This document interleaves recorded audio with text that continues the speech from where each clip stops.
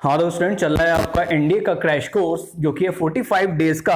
आज है day 2, lecture 2, जिसमें हम डिस्कस करने वाले हैं यहाँ पे डीसी और डीआर को। तो हमने ऑलरेडी डील कर लिया है डीसी और डीआर के बाद। अब हमारा अगला जो कॉन्सेप्ट बनने वाला है, जब भी आपको डीआर या डीसी इक्वेशंस दी जाती हैं वेक्टर फॉर्म में, तो उनको हम उनके बीच का एंगल कैसे कैलकुलेट करते हैं। तो देखिए, आज का जो हमारा क्वेश्चन होने वाला है, how to find the angle between DC vectors। इसके पैरेलल हम यहाँ पे एक टॉपिक और स्टार्ट करने वाले हैं 3D लाइंस का, जो कि अपने आप में बहुत यूनिक, बहुत ही बढ़िया और बहुत ही हाईली स्कोरिंग है। इसको मैं इसलिए आपका हाईली स्कोरिंग कह रहा हूँ क्योंकि इन टॉपिक्स को लेकर इसलिए चलने का मेन उद्देश्य है क्योंकि एनडीए की जो मेन प्रायोरिटी रहती है वो ये रहती है कि इंटर के बाद ही स्टूडेंट्स अच्छे से अच्छा स्कोर करके निकल जाएं। फिर से बता रहा हूं, एनडीए की मेन प्रायोरिटी ये रहती है कि जो स्टूडेंट इंटर पास आउट हैं उसमें से ज्यादा मार्क्स निकल के आए, है कि नहीं। अब अपने टाइम की बात करूंगा तो वहां पे जब मैं बरेली गया था, मुझे नहीं था, मेरा कोई मोटिव नहीं था एनडीए में जाना, साफ सी बात है, ठीक है। बाय हेयर से मैंने सुना कि भाई कि 16.5 एज होती है, चलो चल देते हैं। अब यकीन नहीं मानोगे कि अपने टाइम में तो वहाँ पे बच्चे 11वीं में भी स्टूडेंट एनडीए का एग्जाम देने जाते थे, है कि नहीं। आपके क्लास में कभी गए मतलब कि एनडीए का, मतलब कि 11वीं में पहुंच गए और मतलब एनडीए का एग्जाम देने जा रहे हैं।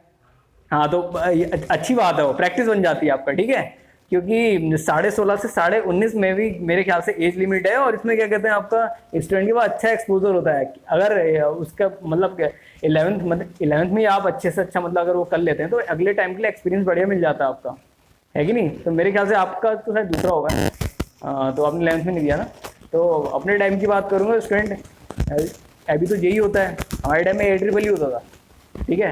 तो वहाँ पे स्टूडेंट क्या करते थे, 11th में ही आपका AIEEE भी दे के आएंगे, ठीक है। AIEEE और कहते क्या थे, AIEEE में अपना वो असली नाम नहीं यूज़ करते थे क्योंकि उस समय क्या कहते हैं आपका उतना वो क्राइटेरिया नहीं था, तो वो फेक नेम या इस टाइप की चीज़ यूज़ करके आपका AIEEE भी एक ने तो क्या कहते हैं आपका स्टेट में आपका 350 से 450 रैंक फोड़ के आ गया था, और पता भी नहीं लगा था उसको, क्या कहते हैं उसके बारे में पता भी नहीं था कि भाई ये पढ़ता भी है कि नहीं। तो जो होते हैं ना ऑलराउंडर टाइप का, उनका पता नहीं लगता कब वो पढ़ रहे हैं कब क्या कर रहे हैं। तुम्हारे साथ के ऐसे कितने होंगे कि जो दिखेंगे तो वही घूमते हुए और यहाँ इस तरह मतलब मजे मारते हुए, लेकिन जब एग्जाम फोड़ के आते हो ना तब पता लगता है कि हाँ भाई कि ये इसमें बड़ा कैलिबर है, ठीक है। तो उनके पास कोई मैजिक स्टिक नहीं है, सिंपल सा वो प्लान्ड है।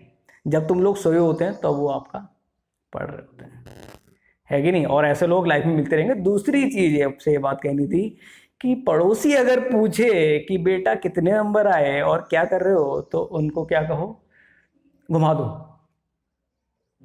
घुमा दो। अगर तुम उन्हें नहीं घुमाओगे तो वो तुम्हें घुमा देंगे, तुम्हारे कैरियर से और तुम्हारे टारगेट से घुमा देंगे तुम्हें, ठीक है। पड़ोसी कहीं भी पूछे बेटा कहाँ जा रहा है, तो कहना है कि ऐसे ही दोस्त के वहां कहीं जाना है या दोस्त के साथ घूमने के आज है प्लान, ठीक है, तो आज घूमने के पॉइंट से जा रहे हैं।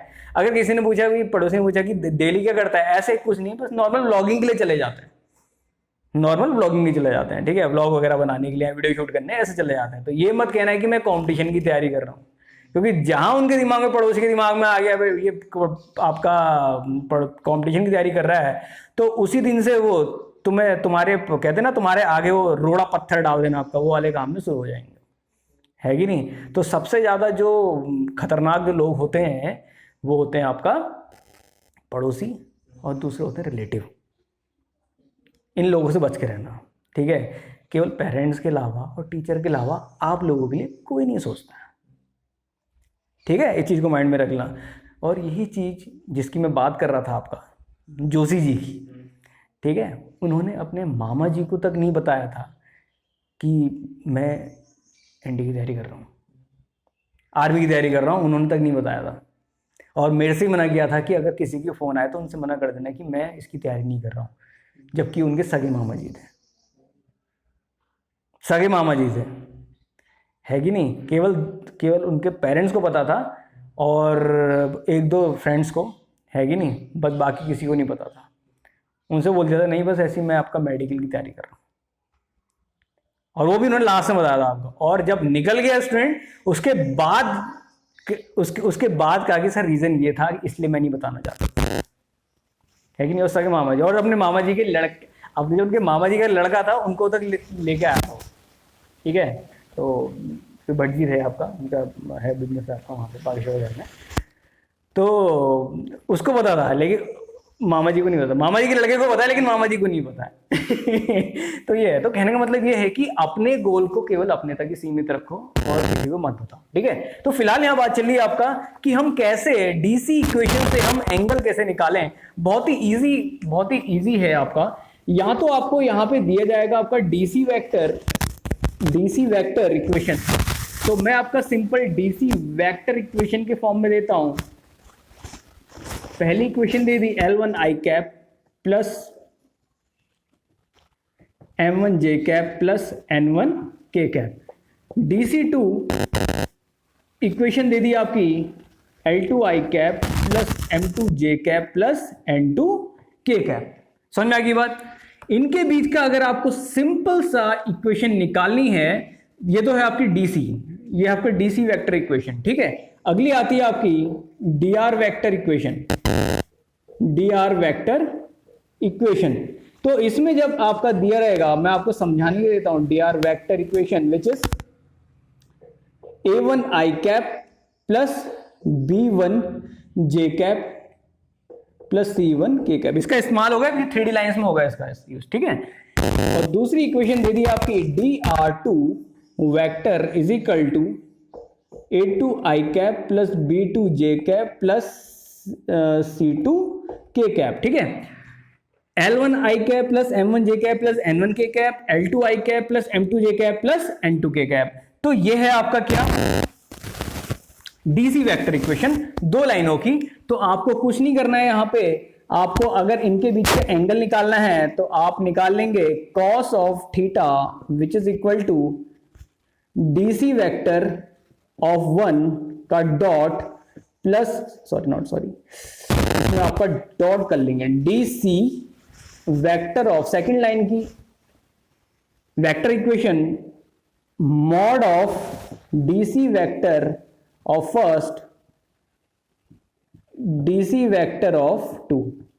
तो ये है आपका तरीका यहां पे एंगल निकालने का, अगर आपकी दो लाइनों की डीसी इक्वेशन दे रखी है। अब आप जरा बताओ इसका डॉट करेंगे कितना आ जाएगा यहां पे, L1 L2 i dot i 1 हो जाएगा, i डॉट i 1 हो जाएगा scalar product plus M1 M2 plus N1 N2, ठीक है। i का i से, j का j से, k का k से डॉट प्रोडक्ट कर दिया हमने, ठीक है। अब बताओ जब मॉड ऑफ DC1 करेंगे इसकी वैल्यू कितनी आएगी, L1 square plus M1 square plus N1 square, जो कि होगा आपका 1। कितना होगा 1। सिमिलरली DC2 का मॉड जब निकालेंगे कितना हो जाएगा, हाँ L2 square plus M2 square plus N2 square equal to 1, ठीक है। ये बात क्लियर हो गई। अब इसको तो यहां पे कितना आ जाएगा 1 इंटू 1। तो सिंपल सा हमारा रिलेशन क्या आ गया आपका यहाँ पे cos थीटा। ये बात समझ में आ गई नहीं आ गई आपकी, क्लियर कट समझ में आ गई, ठीक है। तो इसको नोट कर लीजिए, आपका एक वाला कॉन्सेप्ट हो गया।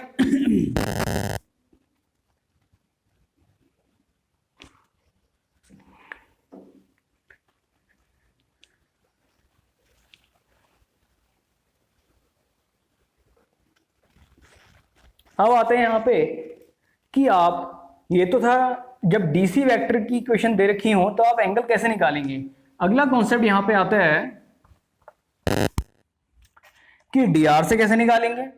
डीआर का भी यही कॉन्सेप्ट है। अगर एक लाइन आपकी ये दे रखी है, इसके डीआर दे रखे हैं, ठीक है, dr1, और एक लाइन आपकी ये दे रखी है, इसका दे रखा है dr2 वेक्टर, इसका बीच का जो एंगल होगा थीटा, कैसे निकालेंगे आपका cos of theta is equal to, हाँ dr1 वेक्टर dr2 वेक्टर का डॉट अपॉन dr1 dr2, ठीक है। तो बताओ कितना आ जाएगा यहाँ पे, i का i से डॉट कर दीजिए, कितना आ जाएगा a1 a2 plus b1 b2 plus c1 c2 upon कितना हो जाएगा under root of a1 square plus b1 square plus c1 square, और ये हो जाएगा आपका a2 square plus b2 square plus c2 square.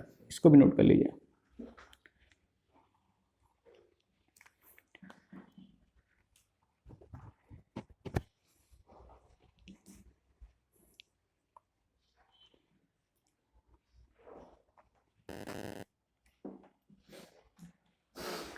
Next आते हैं आपका यहाँ पे ये जो आपका हमने डील किया ये था डीसी और डीआर वेक्टर के बीच का एंगल।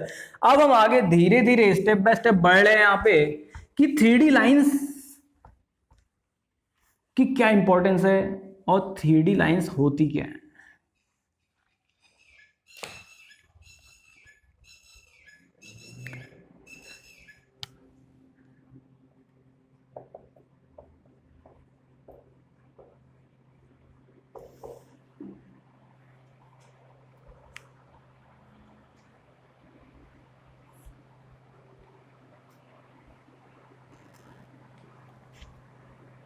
और जब आप ये देंगे ना, ये जो मैं जो आपको चीज़ें करा रहा हूँ ये क्वेश्चन आप स्टार्टिंग में अलजेब्रा के रहते हैं, एंड में ही आपको मिलते हैं, इसलिए वहाँ पे हार्ड एंड फास्ट नहीं है कि आप वैसे जो इंपॉर्टेंट टॉपिक्स हैं वो तो स्टार्ट हो जाएंगे, लेकिन फिर भी जो आपके कोऑर्डिनेट ज्योमेट्री के मिलेंगे ना, ज़्यादातर लास्ट में मिलेंगे आपको क्वेश्चन आपके कोऑर्डिनेट ज्योमेट्री और डीसी वाले, ठीक है।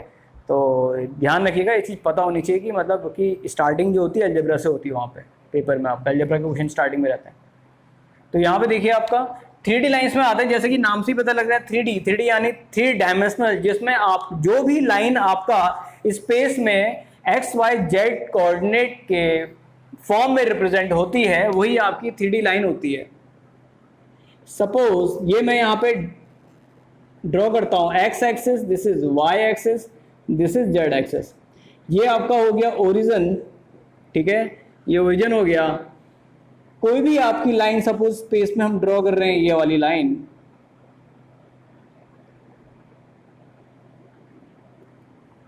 एक लाइन सपोज ड्रॉ कर दी,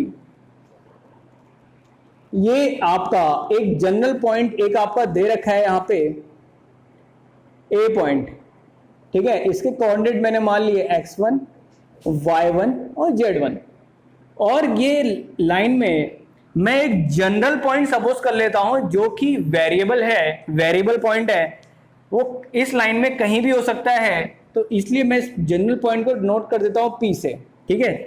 जनरल पॉइंट आप कहीं पे भी सपोज कर सकते हैं। अगर आप स्फेयर पढ़ रहे हैं तो स्फेयर की इक्वेशन भी हम एक जनरल पॉइंट सपोज करके ही निकालते हैं। जनरल पॉइंट एक वेरिएबल पॉइंट होता है जो कि उस ज्योमेट्री में कहीं पे भी पाया जा सकता है। ये अननोन पॉइंट होता है जो कि आपका एक्स वाई और जेड एक्सिस के टर्म में रिप्रेजेंट होता है, ठीक है। तो यहाँ पे ये जो लाइन आपकी देख रहे हैं, तो इस लाइन में एक गिवन पॉइंट होगा x1, y1, z1, यानी एक फिक्स पॉइंट है, ठीक है, और एक जनरल पॉइंट है जिसको मैं डिनोट कर देता हूं यहां से x, y, z, ठीक है। अब इस जनरल पॉइंट को मैं और इस गिवन पॉइंट को वेक्टर फॉर्म में सजा देता हूं, वेक्टर फॉर्म में सजा देता हूं आपका, ठीक है। तो सपोज इसका ओरिजिन से ये मैंने मान लिया O, इसको मैंने मान लिया आपका A वेक्टर, ठीक है, A वेक्टर से रिप्रेजेंट कर दिया है, ठीक है। तो आप जरा मेरे को ये बताइए, जो A वेक्टर है इसकी इक्वेशन क्या होगी? x1 minus 0 which is I cap, ठीक है, x1 माइनस 0 आई कैप प्लस y1 माइनस 0 जे कैप प्लस z1 माइनस 0 के कैप। समझ में आ गई बात? अब इस जनरल पॉइंट P की इक्वेशन क्या होगी बताइए? यहां से ये आपकी इसको जोड़ देंगे आपको ओरिजिन से, हाँ, तो इसको रिप्रेजेंट कर लेते हैं R वेक्टर से, ठीक है, जनरल पॉइंट है R वेक्टर से, तो क्या हो जाएगा बताइए? x माइनस 0 आई कैप, y माइनस 0 जे कैप, z माइनस 0 के कैप। ये बात समझ में आ गई आपके अच्छे से, ठीक है। A वेक्टर क्या हुआ आपका? O A वेक्टर, और ये क्या हो गया आपका? OP वेक्टर, ठीक है, समझ में आ गई बात। अब ये गिवन लाइन, अब देखो लाइन तो दे रखी है, ये लाइन तो दे रखी है, लेकिन इसको डायरेक्शन कौन प्रोवाइड करेगा? इसके करस्पॉन्डिंग हम मान लेते हैं कि कोई एक गिवन वेक्टर हमें पता है जो कि इसको डायरेक्शन, हालांकि dr तो हम निकाल सकते हैं इसका, ठीक है। कोई भी x में आपका कोई भी 2 पॉइंट रख दीजिए, मतलब 2, 3, 4, एक नॉन पॉइंट होगा और एक आपका, फिर से कह रहा हूं बहुत इंपॉर्टेंट है, एनडीए में पूछे जाते हैं ऐसे क्वेश्चन। आपको एक ही पॉइंट दिया होगा और एक जनरल वेरिएबल पॉइंट दिया होगा r+3, r+4। बताइए इसके dr क्या होंगे? आपको एक जनरल पॉइंट दे दिया जाएगा यहाँ पे, सपोज 2 3 4 दे दिया, यहाँ पे क्या दे दिया 2 3 4 दे दिया, और एक जनरल पॉइंट दे दिया r comma r plus 4 comma R square या आर क्यूब दे देगा। बताओ इसकी डी आर बताओ कैसे निकालोगे। यहां पे आर की जगह कोई भी एक पॉइंट 1 रख लो या 2 रख लो, क्या रख लो 1 या 2 रख दिया तो कितना हो जाएगा 1, और ये 1 प्लस 4 5, ये कितना हो जाएगा 1 का स्क्वायर, ठीक है 1। तो अब इसका डी आर निकाल सकते हो, निकाल सकते हो। अब स्टूडेंट यहीं पे कंफ्यूज हो जाते हैं कि भैया एक तो पॉइंट नोन है और एक अननोन है, कैसे निकाले। और कुछ गलती ये करके आते हैं, एक में 1 रख देंगे, दूसरे में 2 रख देंगे और तीसरे में 3 रख देंगे, जबकि r एक वेरिएबल फॉर्म है, इसमें आपको r में एक ही वैल्यू पुट करनी है और उसी से आपका dr निकल जाता है। तो ये की पॉइंट है यहाँ पे, ये आपका बहुत ही इंपॉर्टेंट फैक्टर है जो कि स्टूडेंट वहां पर छोड़ के आ जाते हैं, ये गलत करके आ जाते हैं। तो इसके करस्पॉन्डिंग मेरे को यहाँ पे एक वेक्टर दे रखा है बी वेक्टर, क्या दे रखा है बी वेक्टर। यही बी वेक्टर इसको डायरेक्शन प्रोवाइड करता है। तो 3D लाइन में पहली जो केस स्टडी होती है वो यही होती है, लिखो पहला केस लिख लीजिए यहाँ पे 3D इक्वेशन, इसमें लिख लीजिए आपका when a line passes through a, case 1 है when a line passes through a given point, when a line passes through a given point and parallel to a vector b, ठीक है। तो ये figure को आप देखिए, आप जरा खुद बताइए जो ये वाला वेक्टर है b, ये इस OP के इस AP के पैरेलल है नहीं है, बताओ ये AP के पैरेलल है नहीं है, समझ की बात। तो मैं दूसरे शब्दों में ये कह सकता हूं जो बी वेक्टर है, ये बी वेक्टर है, ये पैरेलल है एपी के, साफ सी बात है, बिल्कुल कॉन्सेप्ट टू कॉन्सेप्ट चल रहा है। अब बताइए जब एपी और बी वेक्टर पैरेलल है, एपी और बी वेक्टर पैरेलल है, तो इसका मतलब क्या हुआ, जो एपी का डीआर होगा वो इसके प्रोपोर्शनल होगा नहीं होगा, इक्वल नहीं, प्रोपोर्शनल होगा नहीं होगा। कल बताया था कॉन्सेप्ट, दो लाइन अगर पैरेलल हैं तो उनके डीआर प्रोपोर्शनल होते हैं, ठीक है। जहां पे रेशियो लेके आप 1 कर दे रहे थे, मैंने कहा 1 नहीं होता है, वो एनी कांस्टेंट के होता है, वो लैम्डा भी हो सकता है, कुछ भी हो सकता है। तो बताओ यहां पे AP vector is equal to क्या लिख सकता हूं, lambda times of B vector लिख सकता हूं, नहीं लिख सकता हूं यहाँ पे, ठीक है। अब मैं यहाँ बी वेक्टर को शेप कर देता हूं, यहाँ पे b1 i cap plus b2 j cap plus b3, ये बात समझ में आ गई नहीं आ गई अच्छे से, ठीक है। तो बताइए यहाँ पे एपी वेक्टर को मैं क्या लिख सकता हूं, पोजीशन वेक्टर ऑफ p जो कि ओपी है, ठीक है, यही तो हुआ पोजीशन वेक्टर ऑफ p, यानी ओपी माइनस फाइनल पॉइंट का लेते हैं position vector, position vector of a यानी कि ओए वेक्टर, समझ में आ गई बात नहीं आ गई, विच इज इक्वल टू बताइए lambda times of B vector लिख सकते हैं पक्का। अब बताइए position vector of P OP कितना है, जल्दी बताइए, R vector minus A vector equal to B vector. तो बताइए यहां पे कितना हो जाएगा, R vector is equal to A plus, समझ में आ गई बात, अच्छे से क्लियर होगी नहीं होगी आपकी, ये हो गई, ये तो वेक्टर फॉर्म हो गई 3D लाइन की। अब इसको कोऑर्डिनेट फॉर्म में या कार्टेशियन फॉर्म में लिखना होगा, कैसे लिखेंगे बताइए, आर वेक्टर लिख लेंगे एक्स आई कैप, अब हमारे कार्टेशियन फॉर्म में कोऑर्डिनेट फॉर्म में कैसे लिखेंगे, x I cap plus Y J cap plus, ये बात अच्छे से क्लियर हो रही नहीं हो रही है, माइनस बताओ जल्दी यहाँ पे x1 i cap plus y1 j cap plus z1, अच्छे से क्लियर हो रही नहीं हो रही है। बी वेक्टर, हाँ ये लैम्डा भी था, हाँ बताओ कितना हो जाएगा,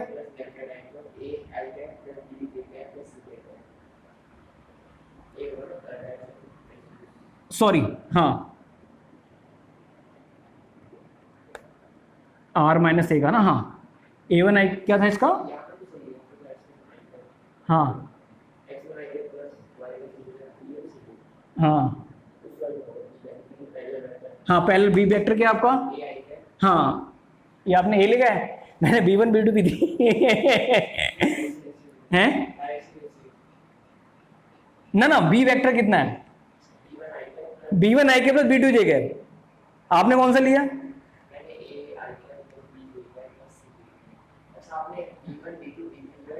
ये डायरेक्शन ऐसा नहीं, ये पैरेलल वेक्टर गिवन है आपका, यानी कि जो ये वाला होगा ये इसके पैरेलल है, तो AP is parallel to B, तो AP is equal to lambda times of B। B कितना हो जाएगा बताइए? B हो जाएगा आपका, यहाँ पे मैंने क्या रखा, B1 वेक्टर आपका क्या दे रखा है, B1 IK plus B2 JK plus B3 KK। समझ में आ गई बात? नहीं आ गई तो बताओ कितना हो जाएगा यहाँ पे? B1 I cap plus B2 J cap plus B3 K cap. ठीक है, अब बताओ कितना हो जाएगा? ये हो जाएगा x minus x1 I cap plus y minus y1 J cap plus z minus z1 K cap is equal to, बताओ कितना हो जाएगा? Lambda times of B1 I cap plus B2 J cap plus B3। ये समझ में आ गई? Compare कर लें आसानी से, बताओ कितना हो जाएगा? I का I से कंपेयर कीजिए, और तो बताओ कितना हो जाएगा? x minus x1 is equal to lambda B1, जिसको मैं क्या लिख सकता हूं? x माइनस x1, B1 को यहां पे ले आते हैं, इज इक्वल टू लैम्डा लिख सकते हैं, पहला निकल गया। सिमिलरली j का क्या निकल जाएगा? y minus y1 upon B2 is equal to lambda लिख सकते हैं, z minus z1 upon B3 is equal to lambda. अब ये जो लैम्डा लैम्डा हैं इनको कंपेयर कर लें तो हमारी कंबाइंड इक्वेशन कितनी आ जाएगी? x minus x1 upon B1 is equal to y minus y1 upon is equal to z minus z1 upon B3 is equal to lambda. तो ये आपकी आ गई कार्टेशियन फॉर्म में इक्वेशन। बहुत इंपॉर्टेंट है, नोट कर लीजिए। स्टूडेंट रट के आ जाते हैं, उनको कॉन्सेप्ट समझ में नहीं आता, इसलिए वहां पे गलती करके आते हैं।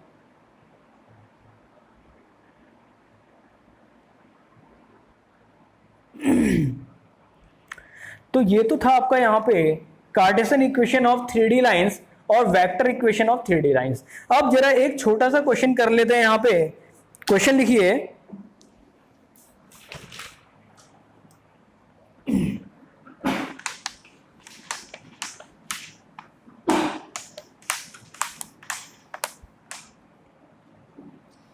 देखो जीरो लेवल का क्वेश्चन करेंगे, उसके बाद फिर अच्छे लेवल पे क्वेश्चन आते हैं। Find the vector equation of a line, find the vector equation of a line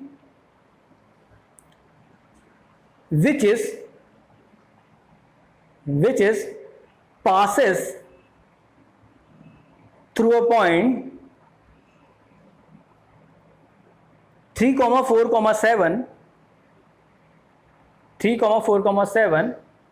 and this line is parallel to a line which is given by x minus 1 upon 3 is equal to 4 minus y upon 1 is equal to z minus 6 upon 10 which is equal to lambda। तो आपको एक ऐसी line की equation बतानी है जो कि given point आपको दे रखा है यहाँ पे कि कौन से पॉइंट से पास कर रही है, और दूसरी चीज आपको जो वो लाइन पैरेलल है इस लाइन के, x minus 1 upon 3 is equal to 4 minus Y upon 1 z minus 6 upon 10 is equal to lambda. Just find out है, हो गया? कितना आया?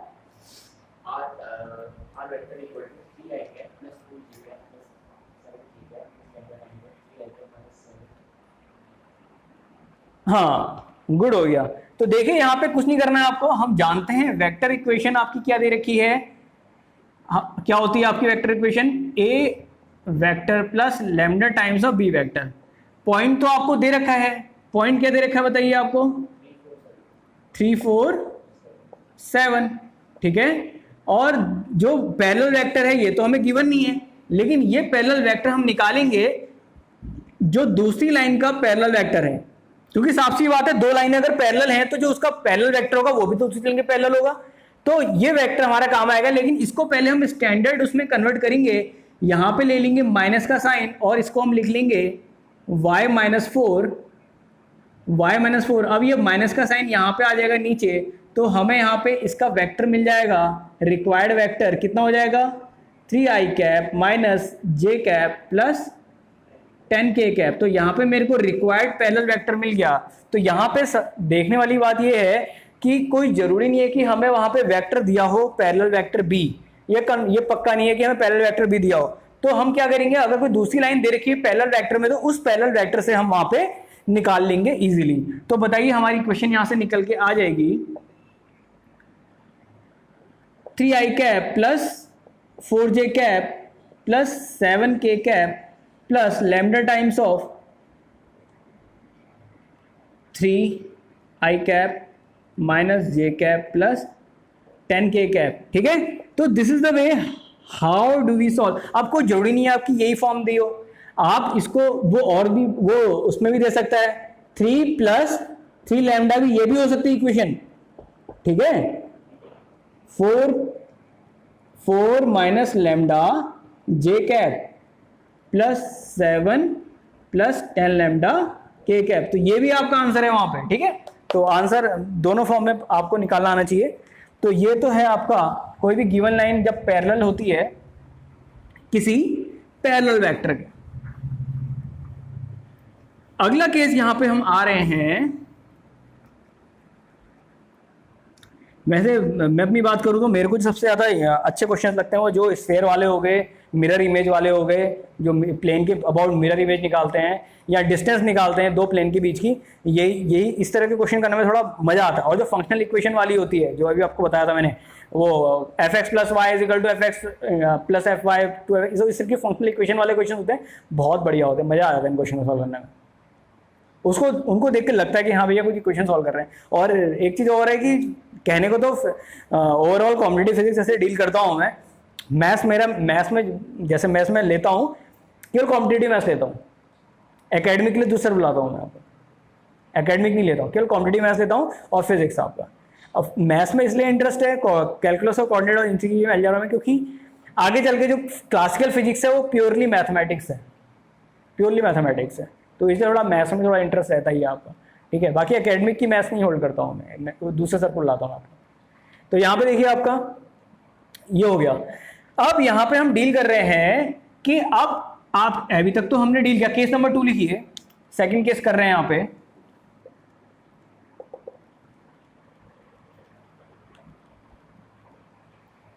When a line passes through a given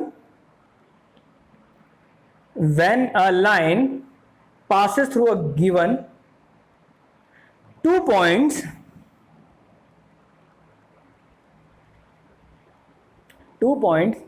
x1, y1, z1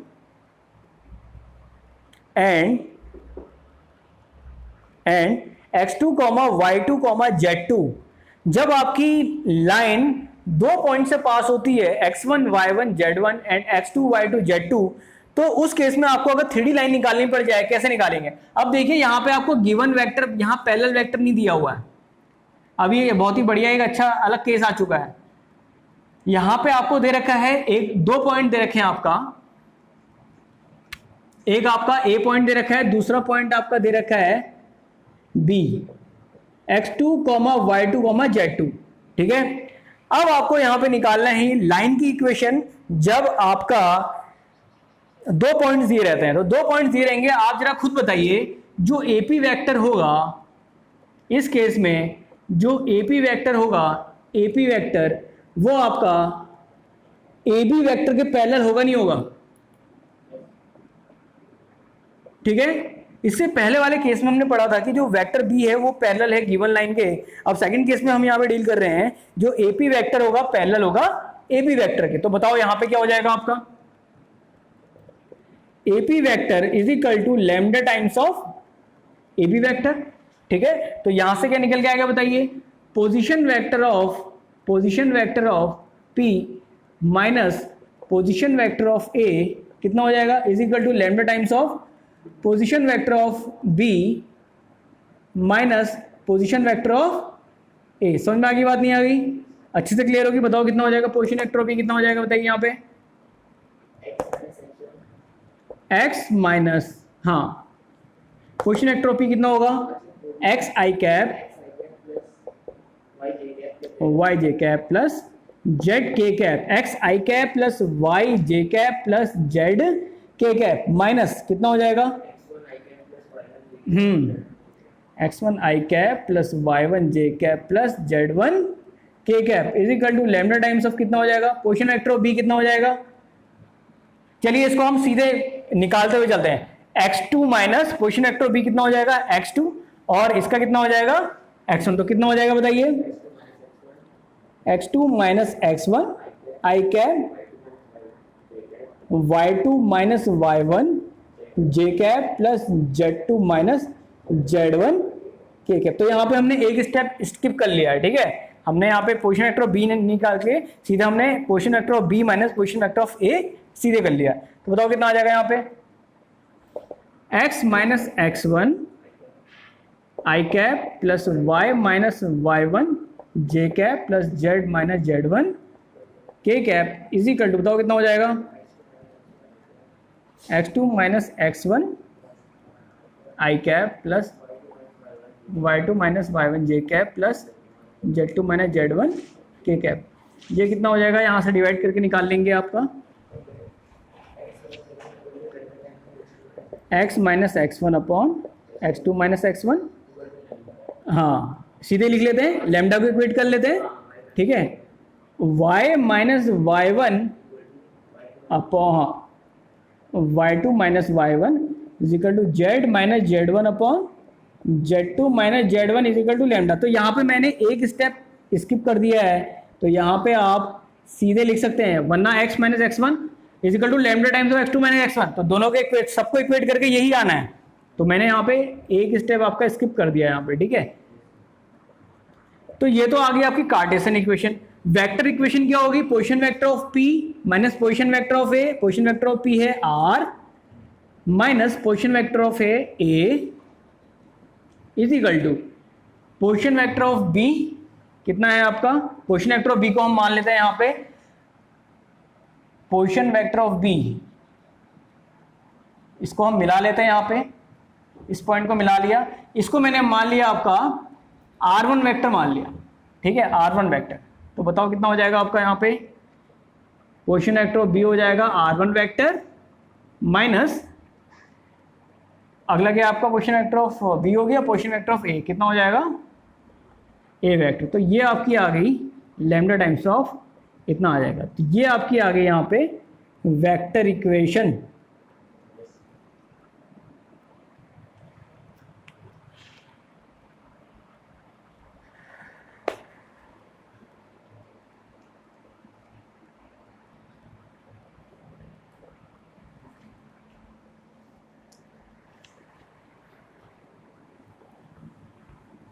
तो यहाँ पे हमने आज दो केस की स्टडी की है, 3D लाइंस की।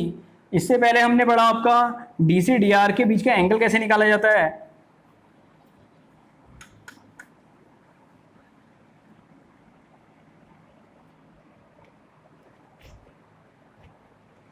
क्वेश्चन लिखिए,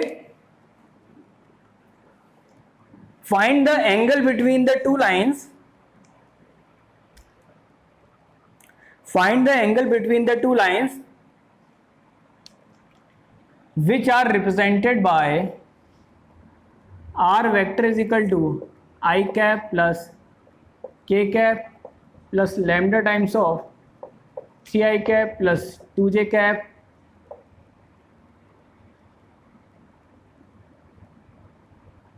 r vector is equal to 3i cap plus 2j cap plus K cap plus lambda times of I cap minus J cap plus 4k cap. You have to find the angle between these two lines which are represented by vector form. ये आपकी vector form में दे रखी है equation यहाँ पे, तो आपको angle निकालना है। कैसे निकालेंगे,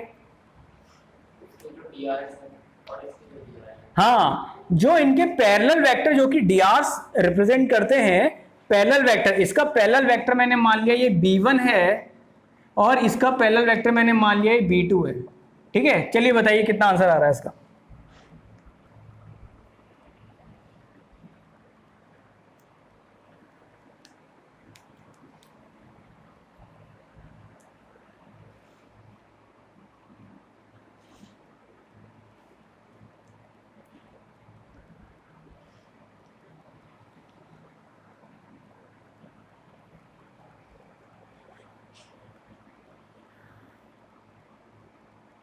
चलो स्लाइड से आपको। तो यहाँ पे देखिए जब भी आपकी 3D लाइंस दी रहती हैं, दो 3D लाइंस दी होंगी, if you have to find the angle between two vectors then what we have to do, we have to simply first compare the standard equation with the given equations. तो बताओ कितना हो जाएगा यहाँ पे। तो यहाँ पे b1 b2 वेक्टर निकाल लिया, हमारी स्टैंडर्ड इक्वेशन क्या थी, r is equal to a plus lambda times of b, ये हमारी स्टैंडर्ड इक्वेशन थी, ठीक है। तो b वेक्टर कितना हो जाएगा, b वेक्टर कंपेयर कर लेंगे, यहाँ पे b1 b2 मिल जाएगा हमें। तो cos ऑफ थीटा जो कि थोड़ी देर पहले मैंने बता दिया है, जबकि dc या dr आपकी इक्वेशन दी रहती हैं तो आप एंगल सीधे निकाल सकते हैं। b1 वेक्टर और b2 vector dot mod of b1 mod of b2। तो b1 डॉट b2 कितना हो जाएगा, यहाँ पे रख लेंगे, ये हो जाएगा आपका 3i cap plus 2j cap. अब देखो यहाँ पे k कैप नहीं है तो मैं यहाँ पे 0 k कैप लिख लूंगा, ठीक है, गलती ना हो इसलिए। तो यहाँ पे हो जाएगा i cap minus j cap plus 4k cap divided by, इसे डिवाइड कर लेंगे, मॉड लेंगे, कितना आ जाएगा बताइए, ये हो जाएगा अंडर रूट ऑफ 3 का स्क्वायर प्लस 2 का स्क्वायर, और अगेन आपका हो जाएगा यहाँ पे 1 square plus 1 square plus 4 square. तो यहाँ पे निकल के आ जाएगा 3i डॉट आई का i से करेंगे, i डॉट आई 1 हो जाएगा, ये 3 आ गया, 2j का जैसे करेंगे कितना आ जाएगा, -2 हो जाएगा, ठीक है। और ये 0 है, ये 0 है, 0.4 0 हो गया। तो यहाँ पे आ जाएगा आपका 3 का स्क्वायर, ये आपका, और ये 4 कितना हो जाएगा अंडर रूट ऑफ 13, ये हो जाएगा आपका 1 स्क्वायर प्लस 1 स्क्वायर कितना हो जाएगा 16 प्लस 1 17, ठीक है। तो यहाँ पे आपका आ जाएगा 1 अपॉन अंडर, दोनों अंडर रूट में है तो 13 इंटू 17 लिख लेंगे, बाकी कॉस थीटा यहाँ पे आ जाएगा। तो theta is equal to cos inverse of, इसका कितना आ रहा मल्टीप्लाई करके 13 इंटू 7, इसको एज इट इज आप निकाल लेना। तो ये आपका फाइनल आंसर कंसीडर किया जाएगा। तो ये है आपका तरीका यहाँ पे एंगल बिटवीन टू लाइंस, और कैसे हम आपका डीसी डीआर आपका निकालते हैं यहाँ पे, ठीक है। तो ये है तरीका इसका निकालने का आपका। ये बात समझ में आ गई अच्छे से आपका।